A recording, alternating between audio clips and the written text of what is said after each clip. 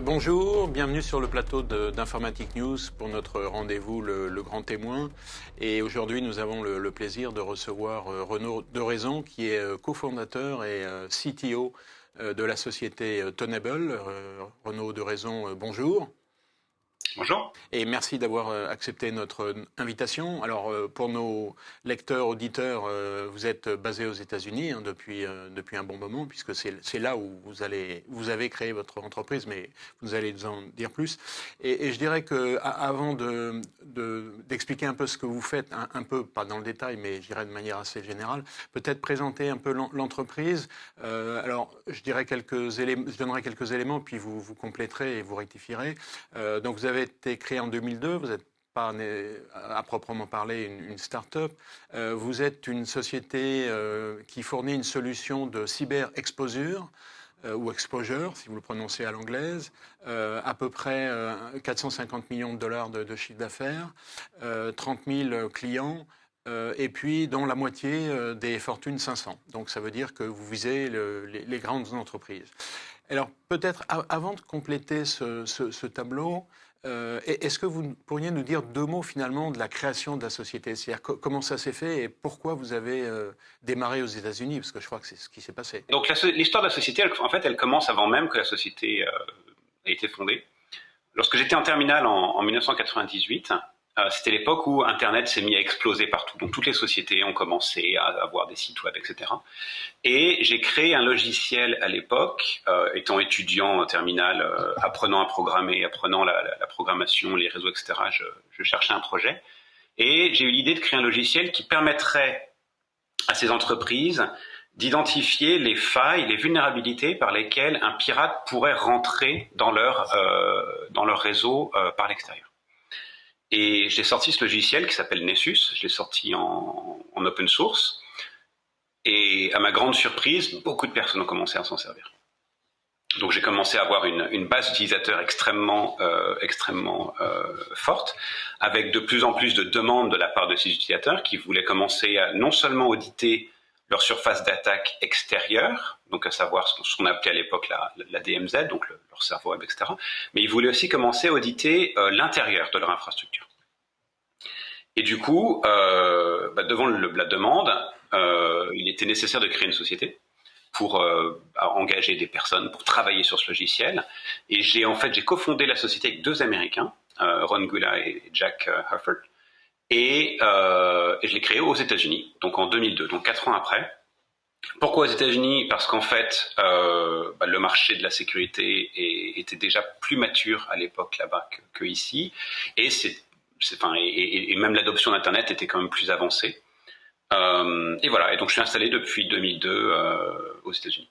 Donc en fait, vous êtes un Français dans une société qui est 100% américaine finalement. Alors, je suis dans une société qui est 100% américaine légalement. On essaye d'avoir une vraie culture globale au sein de la société, parce qu'on a un fort contingent de Français. On a plus d'une centaine d'employés français. On a une présence à Dublin, en Israël, etc. Donc, société américaine légalement, mais culturellement globale. Très bien. Alors, peut-être avant que vous nous expliquiez ce que vous entendez par cyber-exposure, qu'est-ce que ça veut dire exactement et comment vous vous différenciez par les autres fournisseurs de solutions de sécurité. Quand on regarde un peu l'évolution de la société, finalement, il y a eu un démarrage relativement lent et puis une accélération il y a 5 ans. Comment vous expliquez cette évolution? Est-ce que c'est lié à l'apparition de nouvelles solutions que vous aviez développées à l'époque ou qu'est-ce qui explique finalement cette évolution de l'entreprise? Alors, plusieurs choses. D'abord, on s'est très longtemps focalisé sur la technologie, première chose. Mais de manière plus importante, en fait, le marché est venu à nous d'une certaine mesure, dans une certaine mesure. C'est-à-dire que la sécurité informatique, très très très longtemps, les utilisateurs, en fait, ont cherché une solution, on va dire une solution facile pour régler leurs problèmes de sécurité. Ça veut dire quoi? Ça veut dire, bon, on va mettre un firewall, on va mettre un EDR sur chaque poste de travail pour empêcher les pirates d'exploiter les failles. Nous, notre philosophie, ça a toujours été que la première étape pour sécuriser une entreprise, c'est de s'assurer que tout le réseau, toute l'infrastructure est à jour. C'est-à-dire que tous les problèmes de sécurité, tous les correctifs de sécurité publiés par les vendeurs soient appliqués dans une fenêtre de temps relativement limitée, que les machines soient configurées proprement, que les services qui ne sont pas utilisés soient désactivés, etc. Et c'est ce que fait la société. C'est-à-dire que nous, on a un logiciel qui va auditer tout ça automatiquement et dire à nos clients, voilà, on a identifié sur toute votre infrastructure, on a identifié tous ces problèmes. Nous vous conseillons de commencer par ces 10 problèmes-là parce que c'est ceux qui ont le plus fort impact. Et voilà. Et en fait, le marché, pour répondre à votre question, le marché donc a compris que toutes les mesures, on va dire de protection, elles échouent éventuellement. Il y a toujours un moyen de les outrepasser et que le meilleur moyen d'avoir un réseau sécurisé, c'est vraiment de faire ce travail de base de maintenance, de mise à jour, etc. Et c'est là que nous aidons. D'accord. Mais alors, ça veut dire que quand on regarde un peu l'architecture de votre offre, il y a un transparent qui l'explique assez bien. Je dirais qu'en gros, vous avez une plateforme avec la fondation, c'est-à-dire que ce que vous venez d'expliquer, qui est de dire qu'avant de démarrer à faire quelque chose, il faut savoir où on en est, il faut savoir si tout ce qu'on a fonctionne correctement. Et puis après, vous avez vos propres modules, alors Tenable quelque chose, qui correspondent à différentes applications. Par exemple, il y a l'Active Directory. Et puis, en amont et en aval, il y a des produits tiers qui peuvent être intégrés à votre solution et que vous faites activer par vos clients en fonction de ce que vous pensez et ce que dit votre logiciel. Est-ce que c'est comme ça que ça fonctionne finalement? Oui, à peu près. En fait, on a une panoplie d'outils qui offre plusieurs degrés de spécialisation. C'est-à-dire que, si vous le permettez, on va parler de cyber-exposition, c'est cyber exposure. Est-ce qu'on entend par là? En fait, si on regarde ce qui s'est passé ces 10 dernières années en informatique en général, on a assisté à deux choses qui sont vraiment intéressantes. La première, c'est que depuis 10 ans, l'infrastructure informatique au sein de chaque entreprise est devenue l'entreprise, entre guillemets. Elle est devenue critique. Ça veut dire quoi? Ça veut dire que il y a quelques années, l'informatique, si vous demandiez à un exécutif un peu grisonnant à quoi servait le service informatique dans l'entreprise, il vous dirait ça accélère un peu le travail, ça optimise un peu les choses. Et en fait, ce dont on s'est rendu compte pendant la pandémie récemment, bien entendu avec Covid, mais avant ça avec WannaCry, c'est qu'en fait, quand le réseau ne fonctionne plus, l'entreprise ne fonctionne plus. Un exemple typique, vous auriez demandé à n'importe quel médecin dans un hôpital il y a 5 ans, l'informatique, qu'est-ce que vous en pensez au sein de l'hôpital? Votre médecin vous aurait dit, oui, ça c'est la direction qui nous impose ça, mais finalement ça nous pose plus de problèmes qu'autre chose. Mais ça ne nous aide pas. Finalement, ils se rendent compte que quand WannaCry est arrivé et a forcé les hôpitaux à fermer, quand WannaCry est arrivé, les hôpitaux ont fermé. Les patients ne pouvaient pas être admis, les médicaments ne pouvaient pas être donnés, on ne pouvait pas suivre les patients, etc. Donc, l'infrastructure digitale est devenue le cœur de l'entreprise. Donc, elle est devenue stratégique pour chaque entreprise, quel que soit le vertical. Maintenant, en même temps, cette infrastructure n'a jamais été aussi chaotique et n'a jamais été aussi balkanisée, si vous voulez. C'est-à-dire que maintenant, vous avez une partie de votre infrastructure qui est dans le cloud, que ce soit chez OVH, AWS, Google. Vous avez une partie de votre infrastructure qui est dans votre data center historique. Vous avez votre usine qui est connectée. Vous avez vos employés qui travaillent de la maison, parfois avec leur poste de travail personnel. Donc c'est extrêmement difficile de maintenir tout ça. Et du coup, la surface d'attaque explose. Et donc nous, notre offre, qu'est-ce que c'est? On va permettre de découvrir, d'énumérer en fait l'intégralité de cette infrastructure. Et tous nos modules en fait sont divers degrés de spécialisation. C'est-à-dire que par exemple, on a un module qui s'appelle Tenable OT, qui est spécialisé dans tout ce qui est usine connectée. Donc on va avoir, parce que si on découvre une usine, on va pas l'auditer de la même manière qu'on va auditer un poste Windows ou qu'on va auditer un serveur web. Parce que c'est des équipements différents, c'est des impacts différents si jamais quelque chose ne va pas, c'est des cycles de mise à jour qui sont différents parce qu'on ne va pas mettre à jour l'entreprise, etc. Et donc en fait, on a toute cette flopée d'outils qui sont tous regroupés sur notre plateforme Tenable.io et qui vont permettre donc d'avoir cette espèce de vision globale.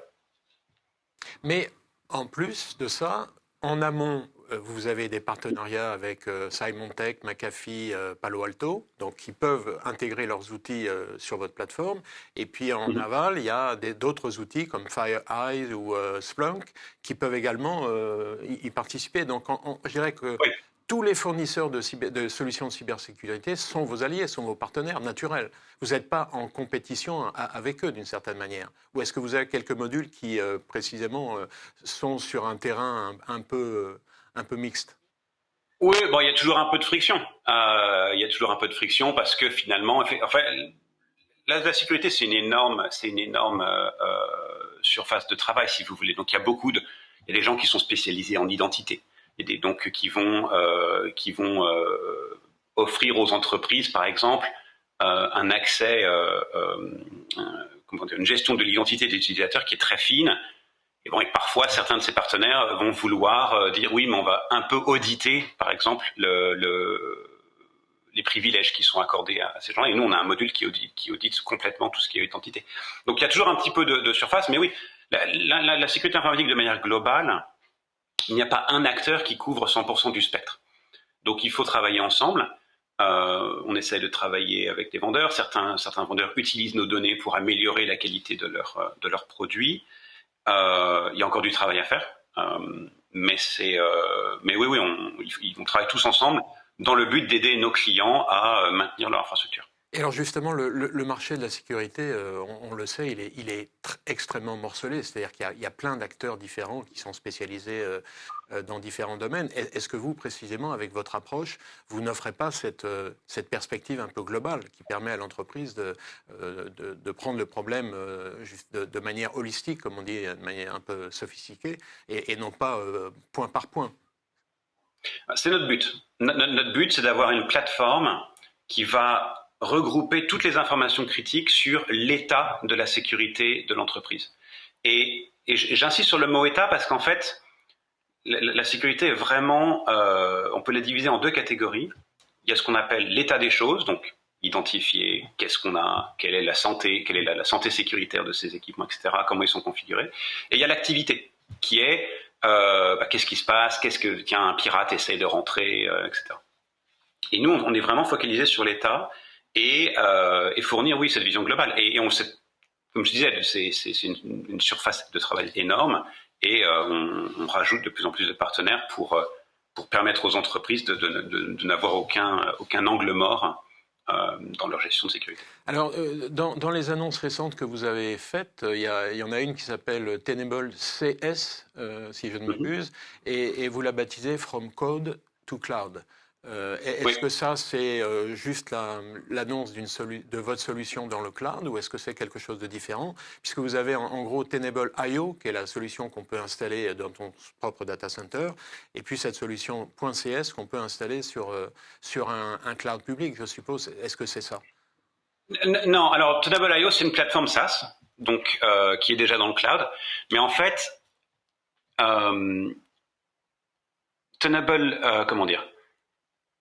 Tenable CS permet de surveiller la sécurité de votre cloud. Et en fait, quand on regarde l'évolution du cloud, la manière dont les gens s'en sont servis durant les dernières années, on est vraiment, non seulement le cloud, c'est une nouvelle technologie, donc ça veut dire c'est plus facile de déployer des systèmes, il y a des services qui sont disponibles qui permettent à n'importe quelle entreprise d'avoir vraiment la même infrastructure qu'une entreprise du CAC 40, mais c'est aussi des nouvelles méthodologies.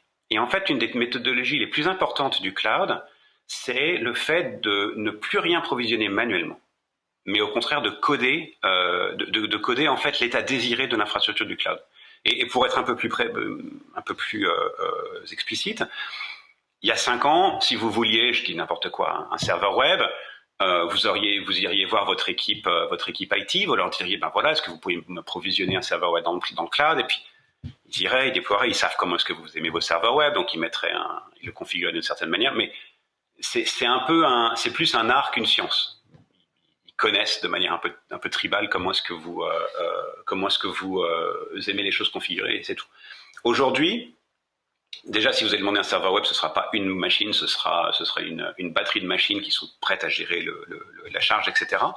Et donc, la manière propre de faire tout ça, c'est ce qu'on appelle infrastructure as code. C'est-à-dire que la même équipe aujourd'hui va codifier dans un fichier et va dire, OK, alors, il nous faut un serveur web, il nous faut donc tant de bases de données, tant de serveurs web, il faut qu'il soit configuré de telle manière, il nous faut un load balancer devant. Ils vont mettre tout ça dans un fichier et ils vont l'exécuter, que ce soit sur GCP, AWS ou même OVH, et toute votre infrastructure va être déployée automatiquement. Et donc, ce que fait notre solution Tenable CS, c'est que d'abord, elle regarde ce fichier, c'est-à-dire l'état désiré de l'infrastructure, et elle va dire, vu la manière dont c'est configuré, attention parce que tel composant va être ouvert au monde, tel composant va poser des problèmes. Mais surtout, une fois que c'est déployé, on va comparer l'état de l'infrastructure par rapport à l'état qui a été codifié. Et on va dire, attention, tel composant, il avait été protégé, avait des contrôles stricts, mais depuis qu'il est déployé, quelque chose s'est passé et maintenant il est ouvert au monde entier.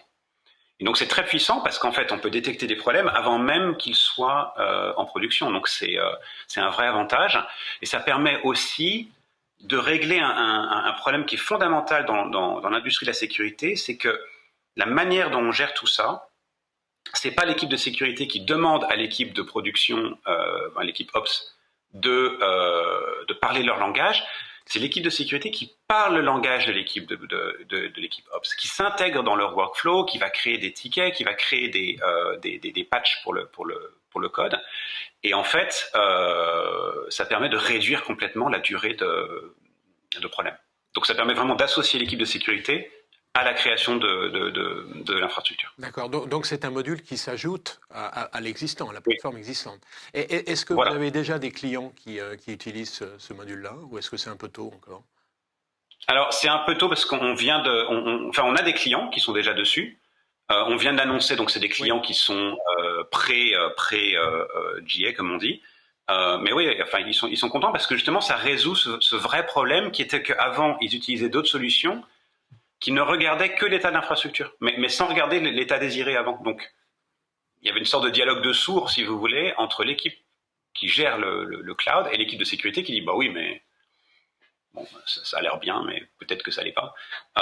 Et vraiment en bouclant la boucle, on obtient vraiment une vraie collaboration entre les équipes de sécurité et opérations. Et nos clients existants sont très contents de la solution. Très bien. Alors, quand vous entrez dans une entreprise qui n'utilise pas vos solutions, donc ça veut dire qu'en gros, ils vont installer ce que vous proposez, mais ils vont devoir procéder à l'intégration des produits qu'ils utilisent, des produits de cybersécurité qu'ils utilisent déjà.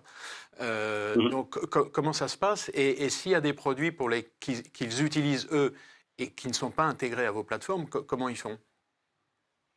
En fait, déjà, c'est graduel. Donc notre produit, si on s'en sert, on va dire comme une île, il fonctionne déjà très bien. Donc il n'y a pas besoin d'avoir 3 semaines de développement et de plomberie pour obtenir quelque chose. Donc premier point.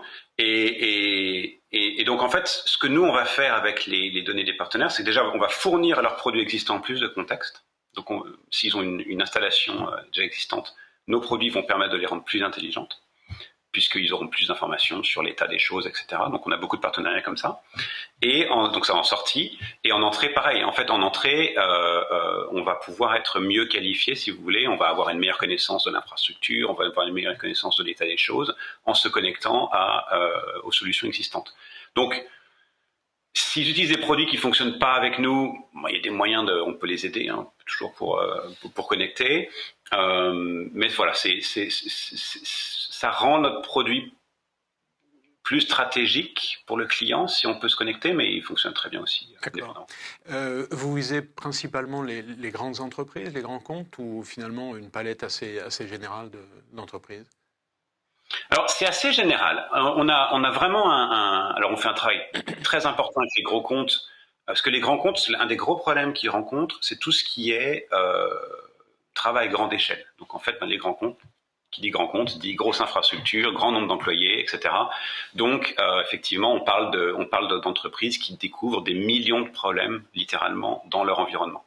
Donc, on ne gère pas des millions de problèmes de la même manière que une petite entreprise avec 50 postes. Mais ceci étant dit, on a une solution donc grand compte. On a des solutions qui vraiment s'adaptent. On a aussi beaucoup de petites et moyennes entreprises. Quand je dis petites et moyennes entreprises, ça va être entre 1000 et 5000 employés. Et on a aussi une offre qui est basée sur le logiciel que j'avais fait il y a 20 ans, qui a continué d'évoluer, qui s'appelle Nessus, et qui, lui, est plus orienté cabinet de conseil ou vraiment toutes petites entreprises qui veulent juste une réponse rapide à l'état de quelques serveurs. D'accord. J'ai vu dans les différents modules que vous proposiez, il y a un Tenable AD. Donc AD, je suppose que c'est pour Active Directory. Oui. En fait, j'ai une question je dirais un peu ponctuelle. Il se trouve que j'ai été sensibilisé récemment parce que j'ai un ami DSI dont l'entreprise a été attaquée et par l'intermédiaire de l'Active Directory. Et une question assez simple, donc c'est un produit qui existe depuis très longtemps, qui est dans quasiment toutes les entreprises. Est-ce qu'il n'a pas une faille intrinsèque de conception, ou est-ce qu'il a évolué avec le temps mais je veux dire, est-ce que c'est pas, je dirais, un danger permanent, ce Active Directory? Active Directory, c'est dans toute grosse entreprise, ça va être le gestionnaire des privilèges de chaque personne, de dire telle personne peut accéder à tel fichier, etc. Et en fait, donc c'est une solution Microsoft qui existe depuis 30 ans. Oui. Et en fait, la faille de conception, si vous voulez, d'Active Directory, c'est sa complexité. C'est extrêmement compliqué. Et complexité et sécurité, ça fait jamais bon ménage. Et en fait, ce qui se passe, c'est que on a demandé à beaucoup de CISO, justement, avant de sortir le produit Active Directory, mais qu'est-ce que vous faites pour Active Directory? Et tous les CISO nous disaient, donc tous les DSI, pardon, en français, tous les DSI nous disaient, Active Directory, je dors pas la nuit parce que je sais qu'il y a un problème avec, mais j'ose pas y toucher. Et en fait, notre solution va regarder Active Directory et va trouver tous les problèmes de configuration, dire mais attention, Jacques là-bas, il appartient à tel groupe, qui appartient lui-même à tel groupe et qui en fait fait qu'il est administrateur système. Et ce qui est intéressant avec ce produit, c'est que c'est vraiment un de ces coins de sécurité, si vous voulez, où, encore une fois, personne n'ose toucher, parce que si on casse Active Directory, il n'y a plus d'entreprise, il n'y a plus rien. Mais en même temps, quand vous regardez toutes les attaques de ransomware récentes, ou les attaques vraiment de très haut niveau menées par des États contre certaines entreprises privées, Active Directory, c'est la première cible. Parce qu'une fois qu'on est dedans, on n'en part pas. Oui. Ouais, on peut aller partout, et puis bon courage parce qu'à partir du moment où quelqu'un possède votre Active Directory, c'est plus votre réseau. Et du coup, on s'est dit qu'il y avait vraiment un besoin d'aider nos clients là-dessus. Et du coup, on a acheté une société française, Alcide, qui en fait travaillait sur ce sujet depuis des années, d'où notre forte présence en France. Et puisque nous sommes sur une émission française, coup de chapeau à l'ANSSI, qui en fait, l'ANSSI a vraiment été précurseur en tirant l'alarme sur Active Directory. Et en fait, c'est vraiment une des seules entreprises étatiques au monde qui très très tôt a dit non mais attendez, là il y a un problème, c'est par là que toutes les attaques vont, personne ne fait de recherche fondamentale sur ce protocole, il y a quelque chose à faire. Et l'ANSSI a fait un très très bon travail de sensibilisation en France. Et en fait, maintenant, on essaye de reprendre le flambeau et de faire ça au niveau mondial. Mais alors, est-ce que finalement, il y a deux solutions possibles à ce problème, qui est un problème de fond que vous venez d'évoquer? C'est, on crée une espèce de V2 d'Active Directory qui répondent aux caractéristiques de l'infrastructure moderne, ou est-ce qu'on n'arrête pas de rafistoler, de remettre des bouts pour essayer que ça tienne? Est-ce qu'entre ces deux approches-là, il y a une troisième solution médiane? Et est-ce que vous n'auriez pas envie de dire à Microsoft, mais il faut vraiment faire quelque chose parce que c'est quand même un des problèmes de la cybersécurité? C'est un énorme problème. C'est un énorme problème. Le problème auquel Microsoft fait face, c'est que comme c'est au cœur de chaque entreprise, c'est impossible de dire ah ben on va partir d'une page blanche et on va tout recommencer parce que ça veut dire que personne ne mettrait à jour Windows, permettrait. Voilà. Donc c'est la réalité dans laquelle on vit. Effectivement, moi je trouve qu'il y a beaucoup trop de complexité. Encore une fois, personne n'ose vraiment y toucher. Je pense que Microsoft pourrait faire déjà un bien meilleur travail pour tout ce qui est modification d'Active Directory, suivi des changements, etc. Parce que je trouve qu'en 2021, avoir une interface avec un client lourd où on arrive, on change un setting, il n'y a pas vraiment de suivi, c'est inacceptable. Donc il y a du travail. Oui, il y a du travail. Mais il y a beaucoup il faut gérer l'existant. Oui. Voilà. Deux questions encore. Vous avez été le Gartner vous a mis dans le carré en haut à droite du Customer Choice des solutions d'évaluation. Et ce qui est intéressant finalement, c'est qu'ils ont comme souvent, ils ont une analyse, enfin une présentation analytique des évaluations. Et donc, je dirais que sur l'ensemble des critères, expérience utilisateur, support, capacité de déploiement, choses comme ça, vous êtes, je dirais, très homogène. Est-ce que c'était, je dirais, une volonté a priori dans le développement de votre solution, ou est-ce que c'est arrivé un peu comme ça? Non, ça a été une volonté très forte. Déjà, en fait, si vous regardez cette analyse, beaucoup de nos compétiteurs ont fait la décision de faire une flopée de produits de sécurité qui font un peu tout. Donc, il y en a qui font des logs, il y en a qui font de la gestion d'incidents, etc. Nous, on a toujours décidé d'être complètement focalisé sur ce qu'on appelle la cyberexposition, c'est-à-dire la gestion des problèmes de configuration, de vulnérabilité dans l'entreprise. On pense que c'est un sujet énorme, c'est un sujet qui est extrêmement compliqué, avec, comme je disais, différents degrés de spécialisation nécessaires. Et en fait, comme on se focalise là-dessus, on n'est pas distrait. Et en fait, beaucoup des entreprises que vous voyez dans ce cadran, comme je dis, ils font un peu de tout, donc leur cœur de métier, ils l'oublient, ils focalisent un peu sur les acronymes à la mode, ils vont pas plus loin. Et en fait, en étant vraiment fidèle à la mission qu'on s'est donnée, en restant fidèle à la mission qu'on s'est donnée initialement, c'est comme ça qu'on obtient une certaine satisfaction de la part de nos clients, parce que on répond à leurs attentes, on exécute sur le métier pour lequel ils nous ont engagés. Et ça se voit. Donc, typiquement, je vais vous donner un exemple. Il y a une énorme faille qui est sortie vendredi dernier, qui s'appelle Log4j, qui est la plus grosse faille à mon goût dans l'histoire de la sécurité informatique. Elle est sortie vendredi de manière complètement non coordonnée. Et dès samedi, on avait une manière d'auditer toute une batterie de tests. On aide nos clients à identifier leur infrastructure. Et nos concurrents qui sont distraits par d'autres choses, ont attendu plus longtemps avant d'avoir une réponse. D'accord. Alors, dernière question que je voudrais vous poser, c'est que quand on regarde assez rapidement les résultats financiers de ces dernières années, on a l'impression que, et ça reboucle un peu sur la question que je faisais précédemment sur le fait que vous ayez eu un démarrage assez lent et puis que depuis 2016, il y a eu une accélération très forte même, c'est que ces comptes-là, ils montent un peu le profil d'une start-up. C'est-à-dire qu'en gros, alors une société déjà dans l'IT, parce que la R&D, c'est très important, une croissance forte, donc ça, on est dans le domaine IT, et puis je dirais que ces 5 dernières années, des pertes assez importantes. Et donc, je suppose qu'en gros, ces pertes, vous allez m'expliquer que ce sont des investissements pour les développements futurs, je dirais les 3-4 années à venir, et qu'à terme, évidemment, votre objectif, c'est d'être équilibré.